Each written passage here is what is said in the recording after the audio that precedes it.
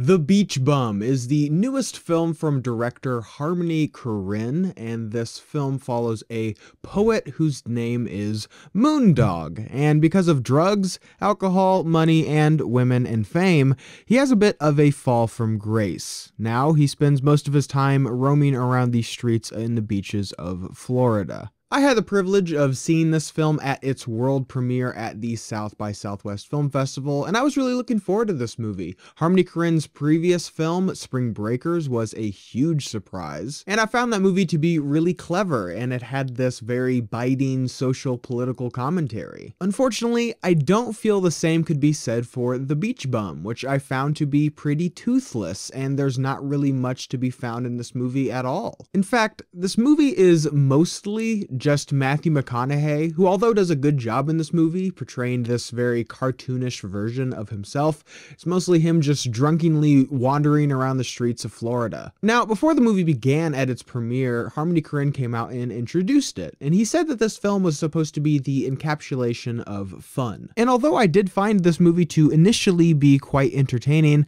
I found it to wear thin pretty quickly. And I actually find it to be a similar experience to being a sober person having to deal with a drunk person. At first it is really amusing and quite funny, but it doesn't take long for this initially charming shtick to become kind of irritating, which I did find to be pretty disappointing. But with that being said, as an audience member, I did try to sink my teeth into perhaps the narrative or a message that this movie was trying to convey. Unfortunately, there's not much of that either. The film has these twists and these turns, and I was trying to see where they would all go, one of which I actually found to be pretty shocking. But they all don't really amount to anything, they sort of just are, which for some viewers I'm sure will be pretty fun. This movie has the tendency to flow from event to event, character to character, in a similar way that The Odyssey does. Except in that story there is a clear goal in mind, a clear objective, whereas with this film it's just these kind of incoherent string of things happening. Now, as I said, some people will be kind of into that, but as an audience member who didn't find this movie to be rather funny, I wanted to really engage with the material more than I was able to in this film. Because in terms of a message, this film is pretty abysmal. There was one message that I think I started to kind of be able to piece together, but I'm not even sure if it was intentional. And almost to make matters worse, if it is intentional, I think it's a huge detriment to this film. Because to me, I thought this film had this quality about it that was saying, although this movie is laced with